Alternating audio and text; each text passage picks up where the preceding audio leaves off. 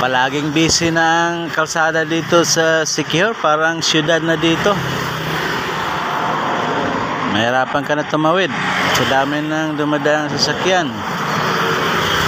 Ayan o.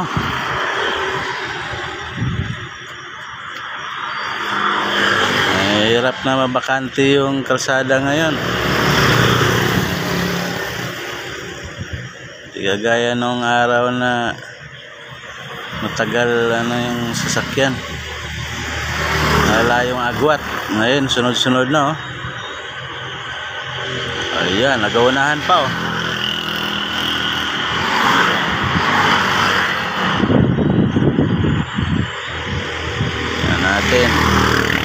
Tingnan natin kung gaano katotoo yung sinasabi ko.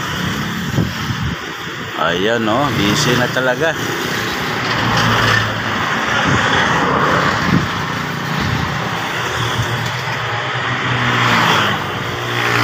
Obserbahan natin kung gaano ka busy na ang daan dito sa Siquijor Highway.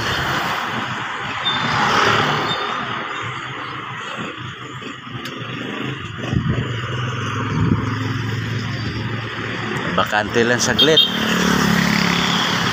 Ayun, sunod-sunod na naman.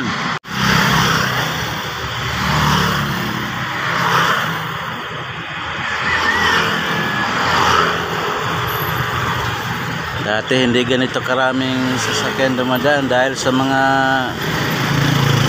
sobrang dami nagre-renta ng mga motors, mga turista. Ayan oh, sunod-sunod oh.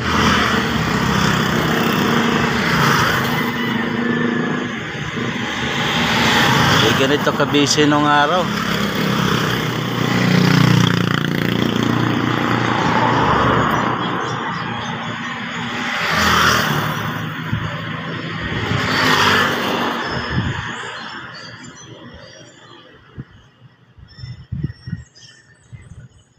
Yan ang bakante konti.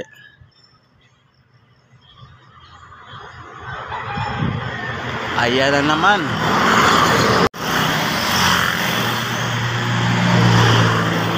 Bibilang tayo ng sasakyan guys.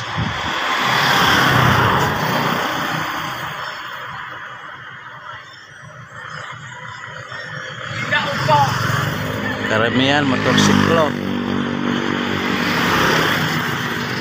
Wala ka makikitang jeepney dito. Area na to.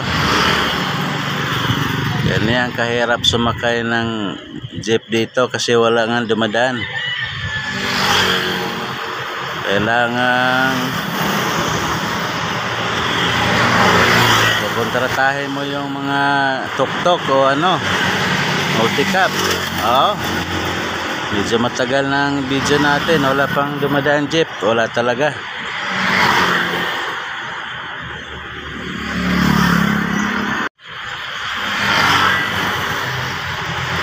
Ayan oh, karamihan motor. Ayun.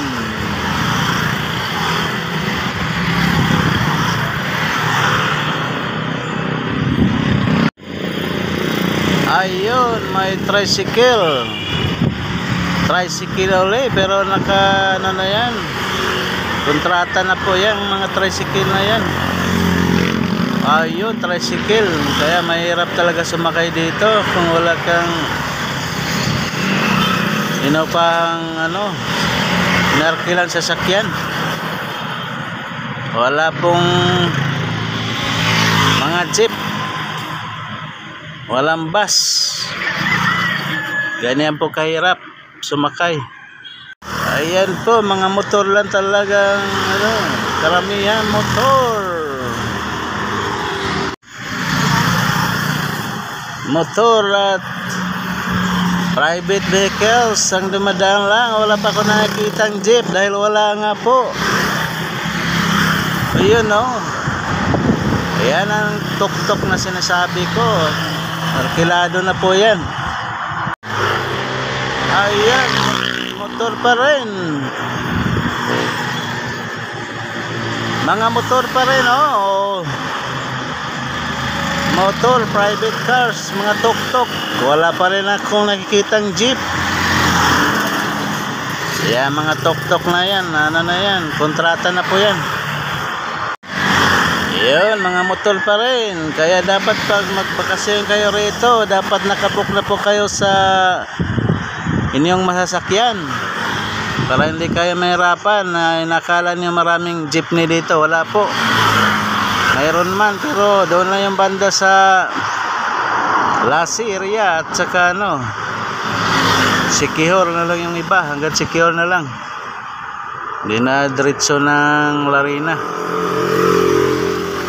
Mga motor pa rin. Wala pa rin public transport ako nakita. Nag-iisa lang po yung bus dito bumibiyahe papuntang Cebu, pero 2 times a week lang yata, 3 times a week bumibiyahe papuntang Cebu. Ganon kahirap maghanap ng public transport dito, guys. Walang bus, walang jeep, wala pa rin ako nakita dahil wala nga pong dumadaan.